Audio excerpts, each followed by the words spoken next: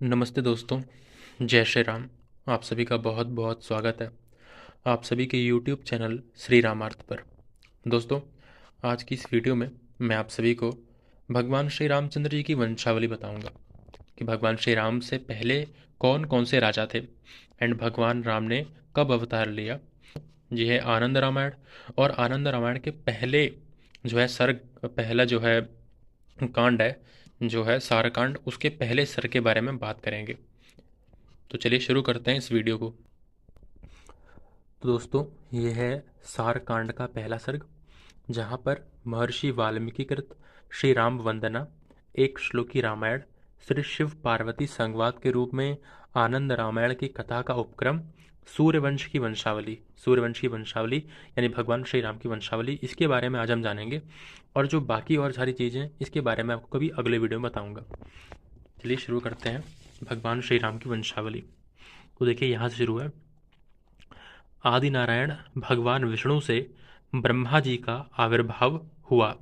ब्रह्मा जी के पुत्र हुए मरीचि, मरीचि के पुत्र हुए कश्यप, कश्यप के बेटे हैं सूर्य, सूर्य के बेटे हैं श्राद्धदेव, इनके बेटे हैं इक्ष्वाकु, इक्ष्वाकु के बेटे हैं विकुक्षी, विकुक्षी के बेटे हैं ककुत्स्य, इनके बेटे हैं अनेना, अनेना के बेटे हैं विश्वरंधी, और इनके बेटे हैं युवनास्व, युवनास्व के बेटे हुए शाश्वत, शाश्वत के बेटे हुए बृहदस्व, इनके बेटे हुए कुलयास्व, फिर इनके बेटे हुए दृढ़ास्व, फिर इनके बेटे हुए हर्यस्व, फिर इनके बेटे हुए निकुंभ, निकुंभ के बेटे हुए बहरणास्व, फिर इनके बेटे हुए कृतास्व, कृतास्व के बेटे हुए सयंजीत, सयंजीत के बेटे हुए युवनास्व, फिर हुए मानधाता, मानधाता के बाद हुए पुरुकुत्स, पुरुकुत्स से हुए त्रसदयसु,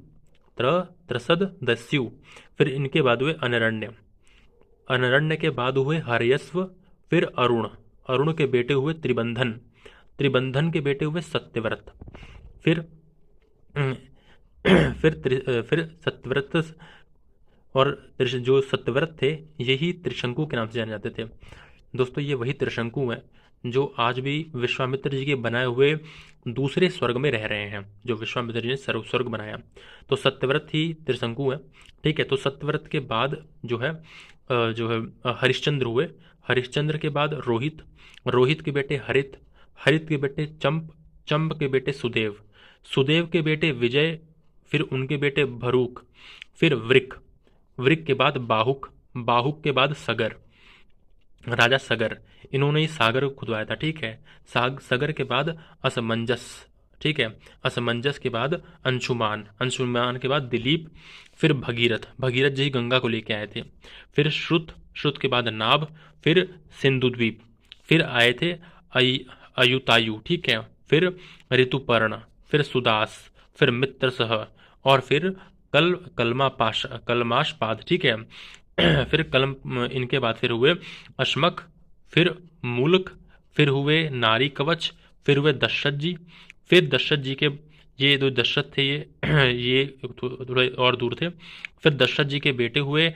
एडविड, ठीक है, एडविड के बेटे हुए विश्वस, फिर खड़वांग हुए, फिर हुए दीर्घबाहु, दीर्घबाहु के बेटे हुए रघु, रघु जी के कारण ही रघुकुल कहा जाता है। रघुकुल रीति सुधा चली आई, प्राणजाई प्रवचन आई।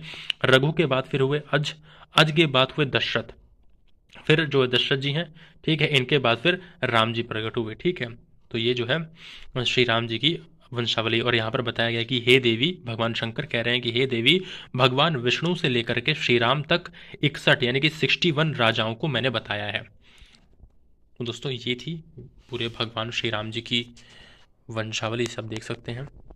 दोस्तों, कैसा लगा वो जानकारी मुझे ज़रूर बताइएगा, और चैनल को सब्सक्राइब कीजिएगा, लाइक कीजिएगा, शेयर कीजिएगा। धन्यवाद।